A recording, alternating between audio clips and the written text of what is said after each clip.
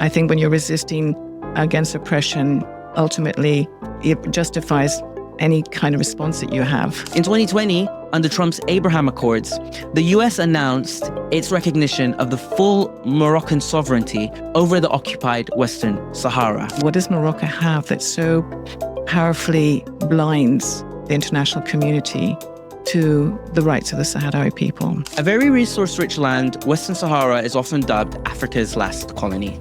It used to be colonized by the Spanish, but the Sahrawi people have now been engaged in a decades-long struggle for self-determination against Moroccan occupation.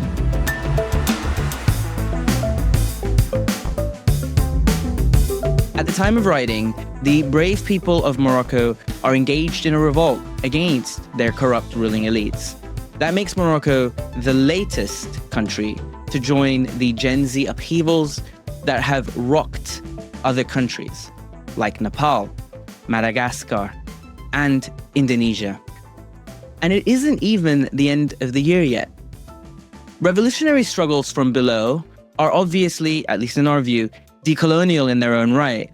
Our bought-off elites who live in luxury only do so because imperialism lets them.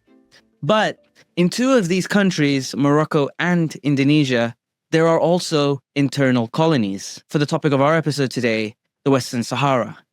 And so while we stand in solidarity with these struggles, the question that's on all of our minds is how far and how decolonial will these revolts actually go? Because they have to also address their own colonial questions.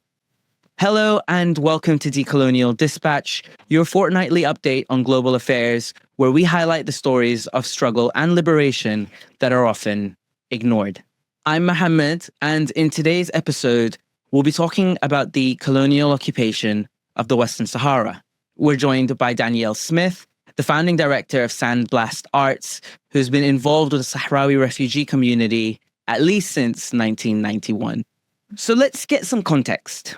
The story of Western Sahara goes back to the scramble of Africa in the 1880s, when Europeans carved up Africa on the map and distributed it among themselves.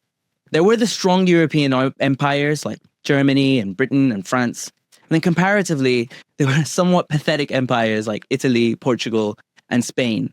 And one of those pathetic and poor empires, Spain, laid claim to the Western Sahara because they also wanted a cut of Africa. And so back then, it was called the Spanish Sahara. And the people that lived there, well, in the face of a colonial occupation, became indigenous. And because, colonialism often operates from afar and creates that dynamic between the indigenous and the natives. And this created the conditions for a modern nationalism to emerge in the Western Sahara, like it did in many other colonies. And so the Sahrawi people themselves understood themselves as Sahrawi, a distinct nation. And then they launched the Frente Polisario, or the Frente Popular de Liberación de Seguía, El Hambre y Río de Oro. This was a liberation movement that sought to fight, with arms if necessary, for the liberation of their land from Spanish rule. And while they represented the popular demands of the Sahrawi people, the neighbors of what was then the Spanish Sahara had other plans in mind. After almost a century of Spanish colonization in 1975, Madrid held secret tripartite meetings with Morocco and Mauritania.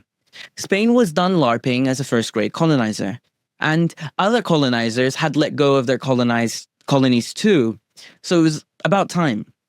But Spain told Morocco and Mauritania, who were ironically once colonies themselves, that they could also have a century-late invitation to the scramble of Africa. And a conspiracy was put in motion. In 1975, Morocco launched its settler colonial Green March, in which thousands of Moroccan soldiers and settlers invaded the then Spanish Sahara, proclaiming it to be their territory. And then Mauritania attacked from the south, staking their claim to parts of the Western Sahara. And the only thing in between these attempts at colonial occupation was the Polisario Front. The Spanish, and this is where they demonstrated that they could act like your typical old school colonizer, responded by basically saying, okay, we are out of this situation. In fact, you can literally find this letter on the United Nations website.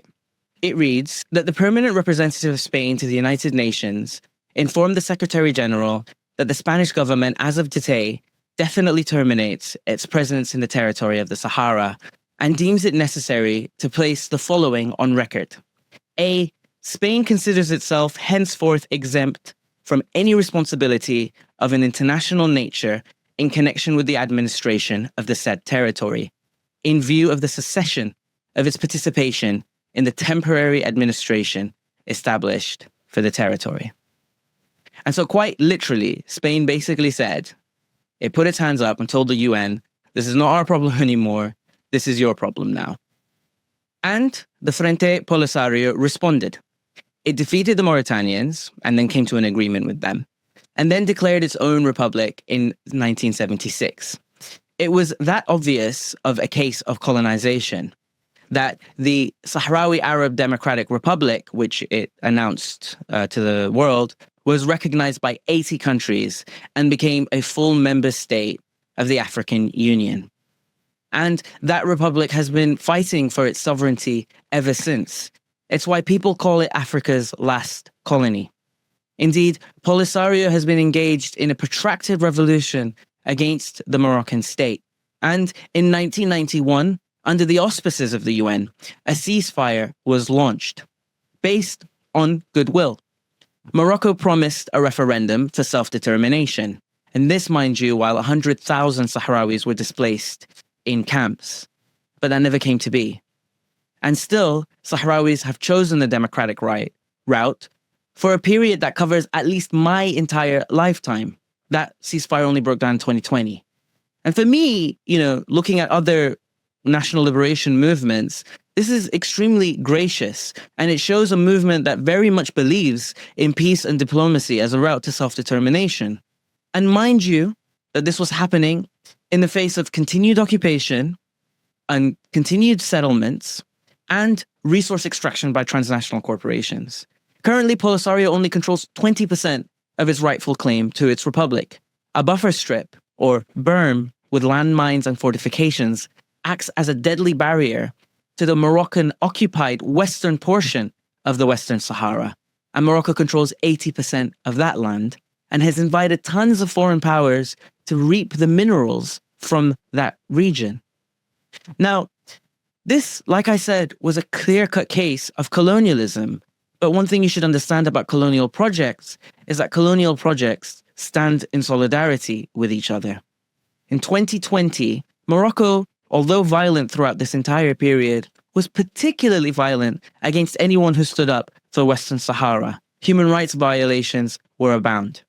They even went after international journalists. I remember watching a report on Democracy Now! With Amy Goodman, where they even went after her and her team.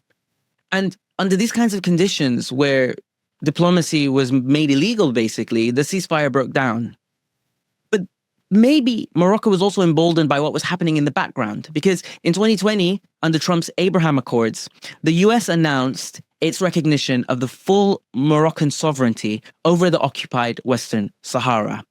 And this was done as a deal in exchange for Morocco establishing relations with Israel.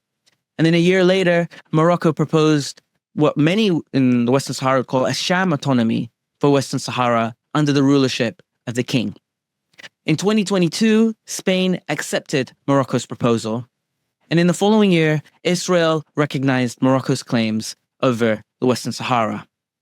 About a few months ago, in June, the UK recognized Morocco's claims over the Western Sahara. And so from a decades-long stalemate, Moroccan colonialism has been gifted a new lease of legitimacy. Last year, France's President Emmanuel Macron told Morocco's parliament that Western Sahara should be under Moroccan sovereignty. And he also added, if his colonial ambitions weren't clear enough, that France will happily invest in the Western Sahara as well. And although the Court of Justice of the European Union ruled in October 2024 that trade deals, because of the colonial situation, concluded between the EU and Morocco were unlawful, at least the ones that they tried to launch in 2019, Right now, as we speak, a new EU-Morocco trade deal proposed by the European Commission is being considered and will probably pass. This trade deal will allow more European corporations access to the colonially occupied Western Sahara. As we said, the UK has recently also accepted this new status quo of regularizing and normalizing Morocco's colonial occupation. And so 50 years since the occupation began, we're joined with Danielle Smith to talk about it. Can you maybe, you heard my intro to the Western Sahara. Could you maybe give us an understanding of what it's like to be a Sahrawi, who the Sahrawi people are, and what the human rights situation is in the Western Sahara? You're talking about the actual occupied zone or the refugees? Because as you know, the Sahrawis have been divided by this conflict, by the situation. So it's hard to give actual numbers, and that's always a question people ask, but you could say probably roughly about half the population are still under the occupation in Western Sahara, under the Moroccans, and then probably something along the same lines in the refugee camps in southwest Algeria. And then, of course, increasingly, there's a growing diaspora as time goes by. That diaspora is getting bigger. I think for the Sahrawis, time has definitely not been their friend, because as the situation goes on and on without any resolution in sight, I've been involved now for 34 years, and it gives me the privilege of really having a perspective on how things have evolved and how the Sahrawis have been affected over the decades by the complete lack of international commitment to stand by their rights. They have shown, as you said, and I really appreciated the point that you made, that I think of most movements, they've shown incredible restraint.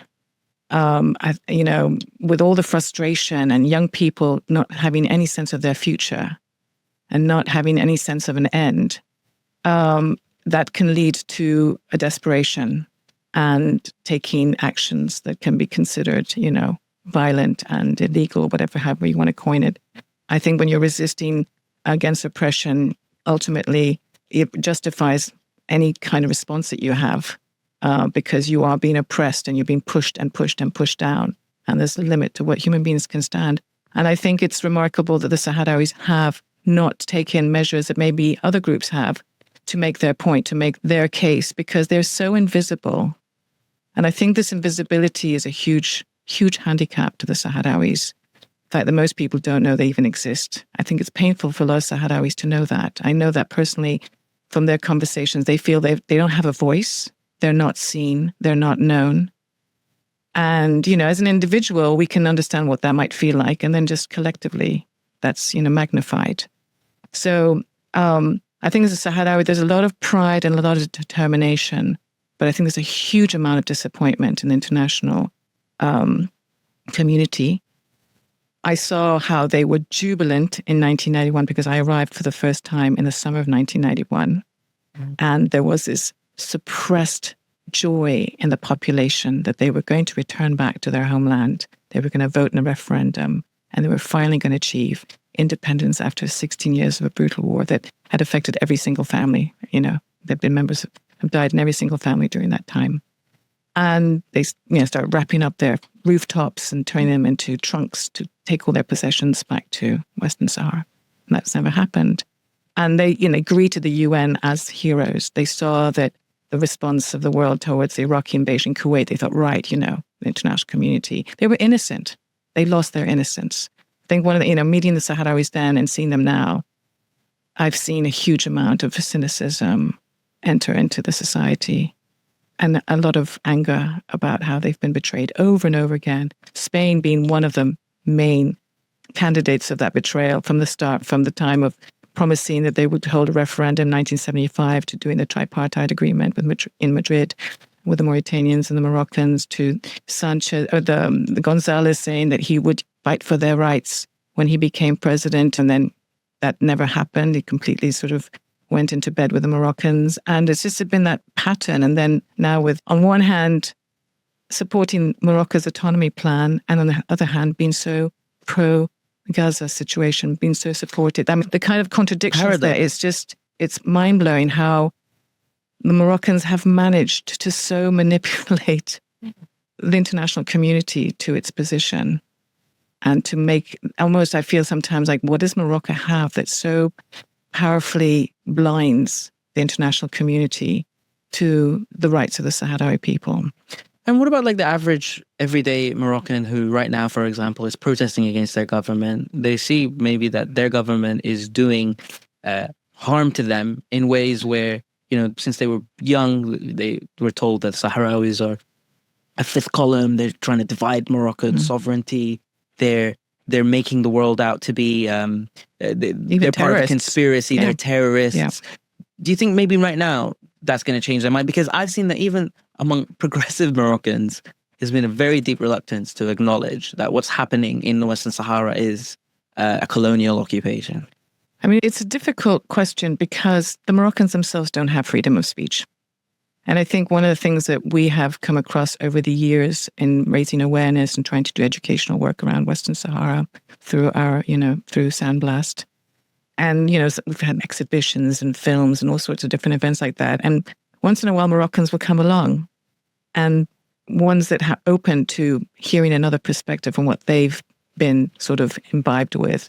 And it's really interesting because they'll say, we just want you to know that the Sahrawi freedom is connected to our freedom. And it's very difficult for Moroccans who have, let's say, families and, and some kind of connection with Morocco in particular to openly speak about, if they hold a different position from the official Moroccan line that Western Sahara is an integral part of Morocco, they try to challenge that openly. They will face consequences, or certainly their families will face consequences. I see. And so it's very hard to get a Moroccan to honestly express their view because there are consequences. Right. Basically what you're saying is that actually there's a lot of people who do recognize it, but they're just not allowed to say it. I can't say that with, any certainty. I can say there are definitely people who do recognize. I mean, there's journalists, there's activists, there's sections of Morocco where populations have been very oppressed by the monarchy in the Rif region. There's, lots of history of protest and desire to sort of break away even from Morocco. And they do identify definitely with the Sahrawis. But, again, the narrative, the story that's fed the Moroccan population has been of the nature that doesn't give them a chance to really hear the other side of the story.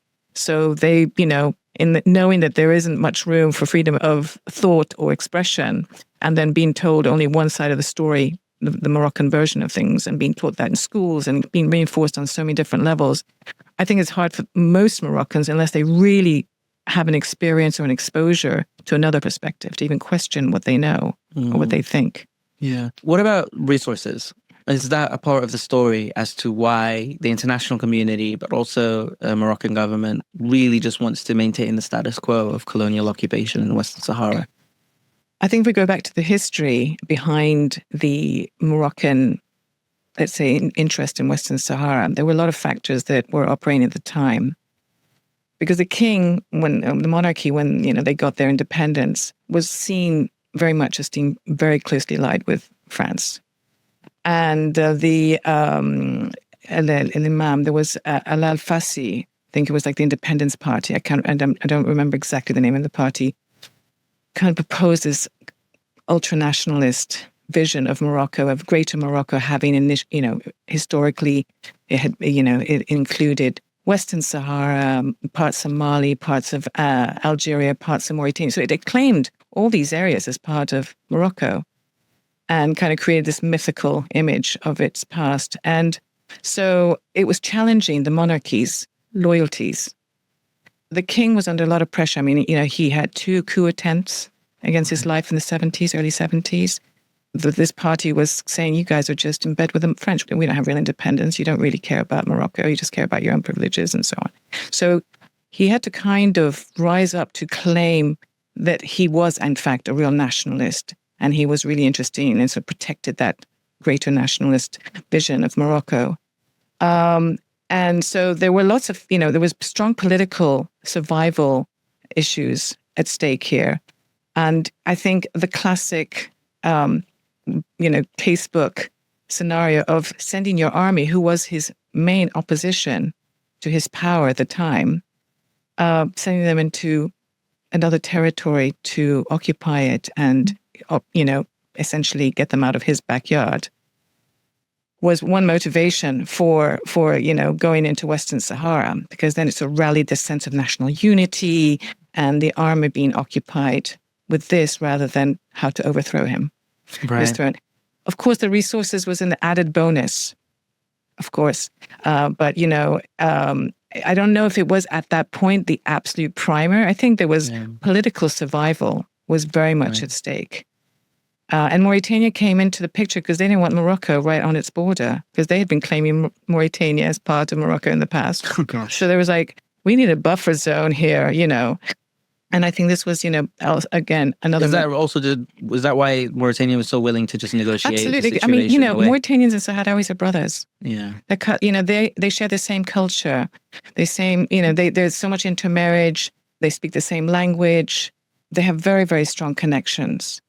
They're sort of the epicenter of Sahrawi culture, the Beidan culture, as it's known. So, they didn't have a really strong, and their own population was certainly against it. And it was just a kind of protection against the Moroccans. And then, when they were defeated by the Polisario, they immediately recognized them because that was what they would have done all along. Yeah. They were almost reluctant, not like Morocco, which really wanted it. They really weren't motivated. Yeah. Except to protect themselves against But what Morocco. about now? I mean, I don't know which resources can be found in the Western Sahara? Who's getting advantage of? I mean, it is a resource-rich country, absolutely. I mean, it's been known to have some of the richest coastal waters. So fishing, the Moroccans benefit a lot from licensing out the fishing waters to all kinds of fish-hungry countries. That, again, it's completely illegal. Ruling that was done by Hans Corell in 2002 in terms of the right to exploit the resources of Western Sahara under these circumstances, and it has the richest, purest phosphates. So phosphates is one of the main ingredients that's used in agriculture. And for instance, I know that they send the phosphates from Western Sahara to New Zealand because the level of purity of the phosphates in Western Sahara is unequaled, and it's so pure that they're able to use it in a country which is really dependent on dairy. Nice. And the cows can actually eat the grass when, they use the phosphate from Western Sahara, because it doesn't affect the milk production in the way other phosphates do. So just as an example. And then, now increasingly Morocco's using the natural resources like the sun and the sea and the wind, and in fact, even though it's a desert, it's still a very rich land for cultivation if you can get the water and everything going. So it's increasingly being used, to develop renewable energy projects. That's right. And position itself as, kind of a sort of a regional pioneer, an example of setting this trend into motion. And attracting investors that way, and really greenwashing their occupation by doing that. I mean, it's a very clever, very effective strategy. And now tourism. I mean, tourism for me is it's become their newest baby, especially in the Dakhla region, because they've got Western Sahara is a beautiful territory. I mean, Christopher Nolan recently exactly did the Odyssey. So they're trying to now use it as an area for films. Right. So creating other ways of making it an economically attractive region to retain. And tourism, I mean, there's a lot of kite surfers that go there. And, and what kills me is people go there and they have no idea that they're going into an occupied land. Could I ask something? Sorry, it's just, was Morocco ever reliant on oil as its main export, or was it always relying on agricultural produce for its export? I think it doesn't have oil. Okay. Morocco's oil poor. Yeah. The reason why I ask is because we wrote a piece on green colonialism. And one of the examples we used was the case in the Western Sahara. Hamza Hamouchin is an Algerian scholar from the Transnational Institute, wrote it for us. And there's an encyclopedia entry on it. And more generally, in other colonial situations, for example, under French occupation, there's Kanaki or New Caledonia. And there they have strong nickel reserves as well. And it's in those specific situations where, in the so-called green transition era, where a lot of people are saying, okay, we're trying to move away from oil, we're going into renewables. And so there's this huge demand for renewable energy. It's leading to a kind of new colonial rush for resources.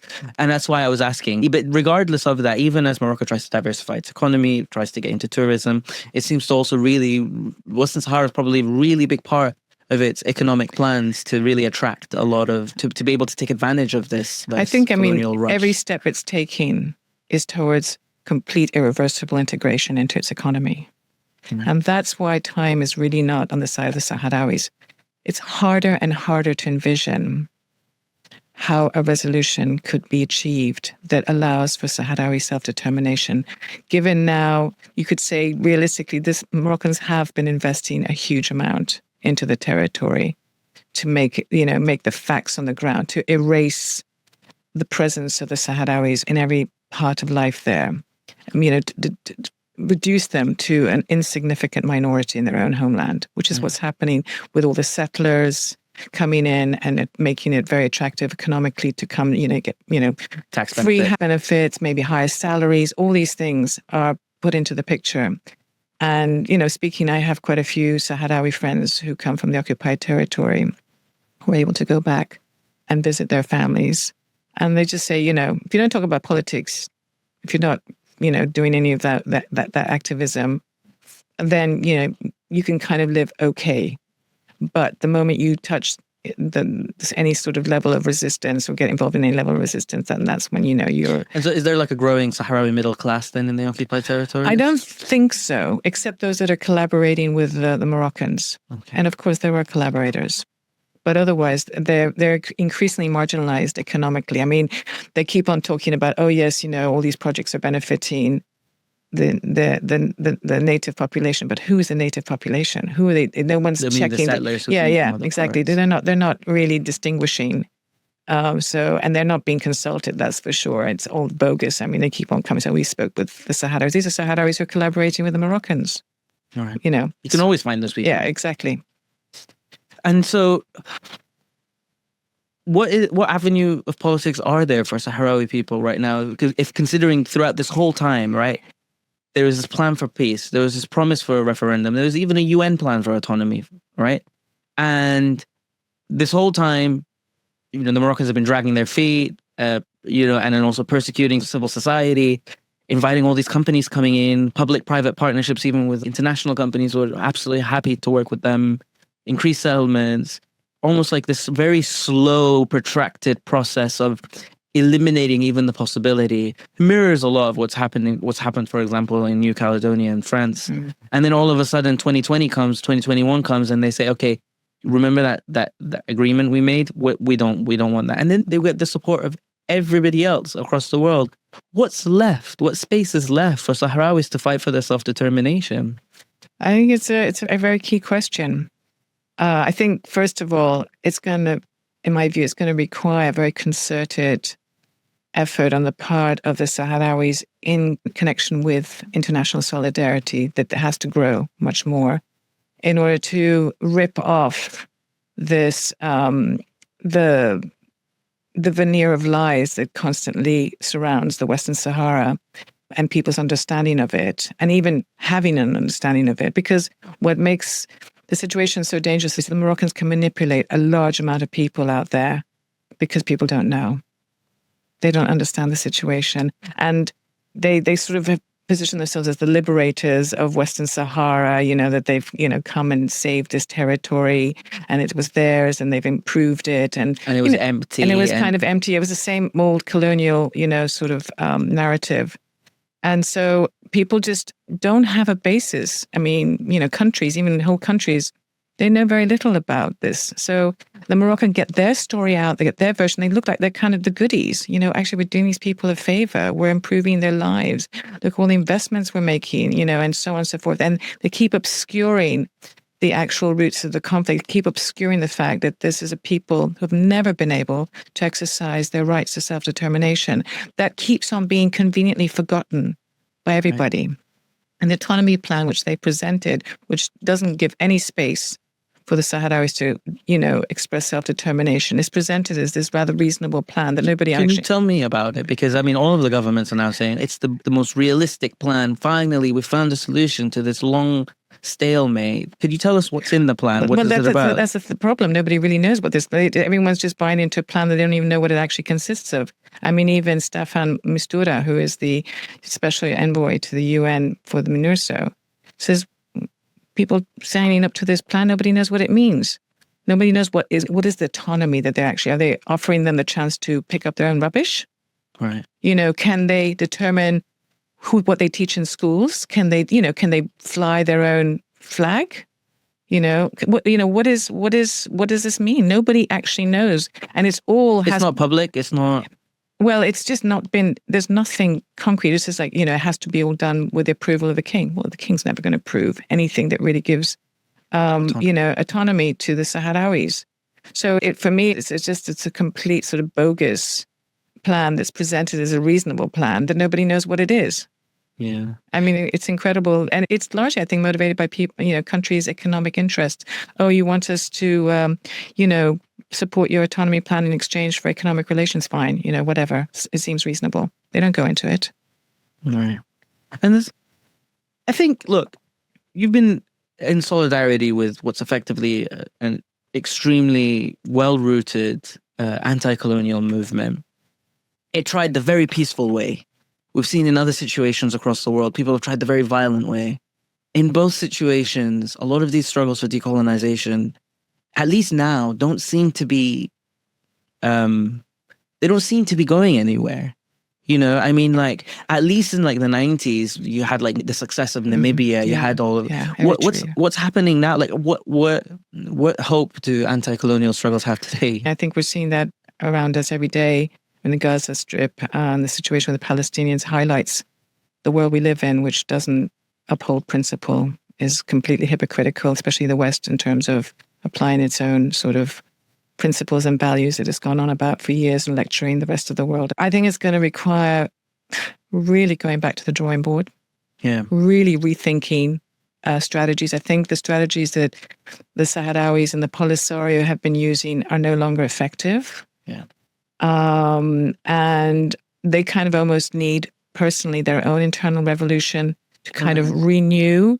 The suits and the ties, for example, it's not working anymore. They're going to have to renew. Because I've seen them kind of go into suits and ties, on a way losing their own identity to try to pander to Western expectations and trying to convince the West that they're entitled, that they have the right to their own there's a certain kind of colonial dynamic in those kinds of politics, right? Where, the white people are the ones who set the terms of the debate and the conversation, and you have to try to emulate them, talk in their way and use their language. And that can also play a very depoliticizing role, but also it has this is from my, because, I'm from Sudan, and I saw during the revolution, we also had a kind of stratum who emerged to trying to speak on behalf of the revolution. They wore their suits and ties, started speaking in Western speak, but they were always seen as junior partners, and sometimes they even felt a little bit undignified in the way that they were trying to kind of appeal to I totally hear what you're saying. Yeah, I really do. And it pains me. And I understand. They're desperate. They're trying to find every way to get legitimacy, to be taken seriously, to be a full partner in any solution and for the future. And this is what, I met with Andy Slaughter when we had a group of children that came from the refugee camps that have been learning English and music. Who's Andy Slaughter, sorry? So Andy Slaughter is a member of parliament for the Hammersmith, Fulham region, which is where we're based. So we have been trying to engage him. And he's actually wonderful, I have to say. Of the politicians out there, he's genuine, and he, I think, really within his capacity, wants to do the most he can. And he was very interested in listening to young voices talking about their situation. And one of the things that really alarms me with the longevity of this conflict and the situation that the refugees have to endure, which is where most of my attention and knowledge is based, is that all the great things that they had achieved in exile as refugees who are in resistance. So with that resistance, that framework of resistance really shaped their approach to their lives in the camps, and prioritizing education and prioritizing being self-reliant and, doing the maximum with a minimum, and really embracing their own sources of knowledge and all these things. But really, like, education was one of the greatest achievements that the Sahrawi refugees and community in the refugee camps achieved over the years, where they got so many of their children out, got sponsorship in countries to get them educated as doctors and judges and agronomists, you name it. All the professions that they felt would be needed for an independent country to really be able to lead their own sort of future. And, as time has gone by and they've seen that future just seem to fade further and further away. And then the huge sacrifices that involved for families to let their children go away at times for, 10, 20 years without seeing their own children which is a huge thing. But they were willing to do it because they thought that was going to be important and necessary to achieve. They really believed in international law, right? 100%. I mean, this is what kills me, because they've really, destroyed the innocence and belief of the Sahrawis in international institutions that are supposed to represent their interests and uphold them. And so I don't know where this is going to lead. I really don't. At the moment, it's not easy to feel very optimistic. But I'd say that while there's people who believe that there is a fight to be had, they still have the fight in them, while they still have hope, because I think hope is the easiest thing to throw into, throw away, because you think, well, gosh, everything's stacked up against them. But then everything's been stacked up against them from the very beginning. And that didn't stop them. I mean, they were a little scrawny bunch of youth people who launched their movement against the Spanish and managed in 2 years to put pressure on the Spanish enough for them to start to talk about, withdrawing from the territory. And it's just unfortunate that other things coincided that then undermined that process. But I think if it hadn't been for Franco dying at the same time and Spain being in a very delicate situation where civil war was likely to break out, where there was a lot of fear of that, Morocco pressure and all that, I think they would have had their independence.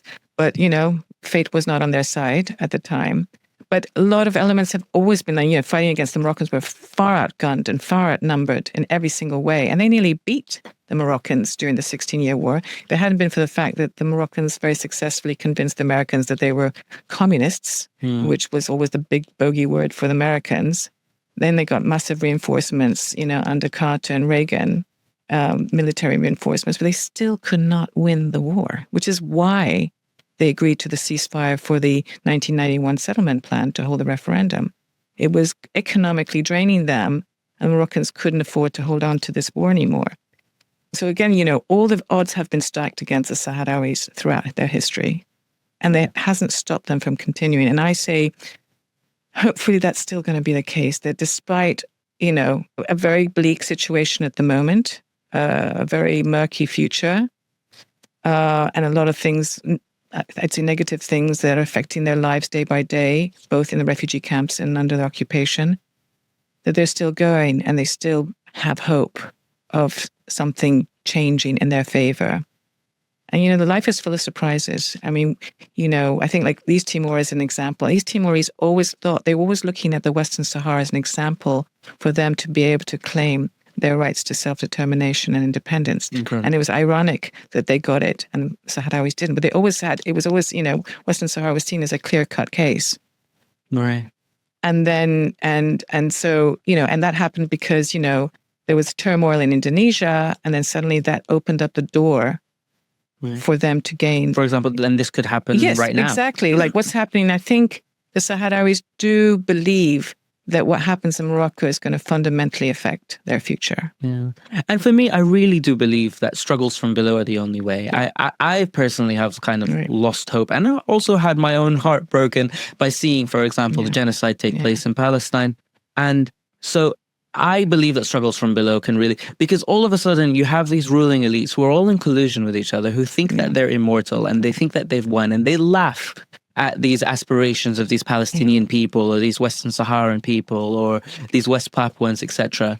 And in their arrogance, they're sitting in their palaces and all of a sudden, bam, an uprising happens against them. Yeah.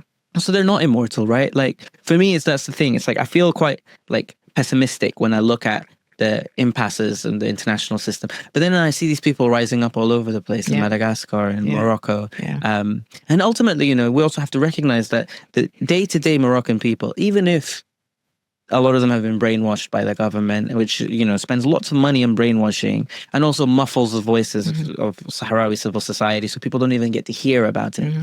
Doesn't change the fact that their liberation is very much bound with the liberation of the Sahrawi people. So, you know, I'm hoping as well. That's why, you know, in the intro we asked this question, which is, can these movements get into the next step?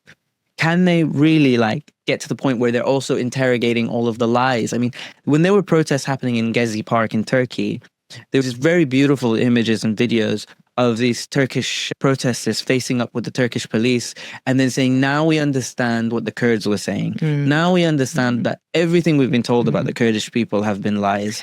You know, I wonder if something like that could open up in Morocco right now. I do believe, and I'm the eternal optimist, I'm afraid, and I'm going to die that way. Good. But I do believe that people are beginning to connect the dots. Yeah.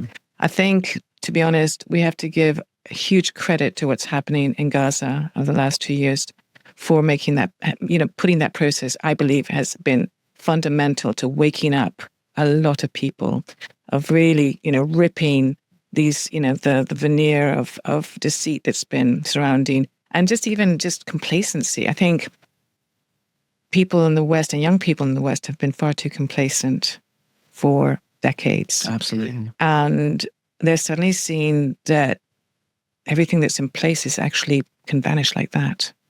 You know, all their sense of rights and all their sense of security, all those things are very fragile. That's right. We're seeing democracy just disintegrating before our eyes. From everywhere. Everywhere. And so I think that there's a serious global wake-up call that's going on. And I think I think Gaza has ignited an international level of solidarity and conversations that have been missing for quite a while. Right. And I'm just hopeful that these are going to keep on translating into more and more. I mean, we need to have some, because it's not enough just to protest. You have to know what happens after the protest. I mean, and that's why all these, like, you know, the Arab Spring was great, but there was nothing backing up the protest, like, to replace these regimes. And the counter-revolutions happened. In some cases were even worse than the dictators that were overthrown. So, you know, I think there's going to have to be the creation of a sort of ideological approach. I mean, something that has a real sort of structure and vision that, you know, can really put into place a new world order, because we do need a new world order. Because this one's crumbling. Is this horrible? I mean, when I was listening to this woman from Slovenia, the president of Slovenia really impressed me. I don't know if you heard her speaking at the UN recently, but she was just saying the UN as it operates is a total sham. It's completely fixed. There's this is not a world forum. That's right. You know, it's a tyranny. That's right. And if we want this to ever have real legs to it, real meaning as an international body, we're going to have to completely revamp it. Of course, there's going to be massive resistance, because Americans would never want that to happen. That's right. But I don't think anything lasts forever. And that's, at least there's hope there, at least. Yeah. I guess if there was just like one last question, some of the people who've been listening here now today, I've heard about Western Sahara for the first time. What can they do? What can they do right now here in the UK and elsewhere? I think the UK has a very important role to play, as both in civil society and as a government. First of all, the MINURSO, which is the peacekeeping operation, which has been in Western Sahara since 1991, unfortunately not achieving its goals at all in all these years, is up for renewal every year. And it's really, it will make a big difference, even though people might not believe it, to contact the permanent members of the Security Council, because at this point, because it's going to happen at the end of October, to just say, you know, the UN presence there has got to have a human rights mandate. There's the only UN operation in the world that doesn't have a human rights mandate, which means that the UN observers there can watch violations happening in front of them, are not able to report on them, are not able to intervene, Oh my gosh. are not able to monitor them. I mean, this is outrageous. So they just sit there and just watch it happen and then take it to themselves to the grave. It's disgusting. It's unacceptable on every level. But this has been going on because France has been, vetoing every time the idea of having a human rights mandate associated with this. So again, insisting, approaching the security, we have, if people want to, they can get in touch through Sandblast, because we have all the kind of documents that people can use to approach the UN members of the Security Council, and then also just to insist. I mean, the UN High Commission for Human Rights has not been allowed to go and visit the Western Sahara in over 10 years. The Moroccans constantly block any attempts for them to visit, or as well as independent journalists, any kind of independent observers that want to go and see what's happening. They're either kicked out or they're not allowed to come at all in the first place. So, if everything was so cool and dandy in Western Sahara, what do they have to hide? That's right.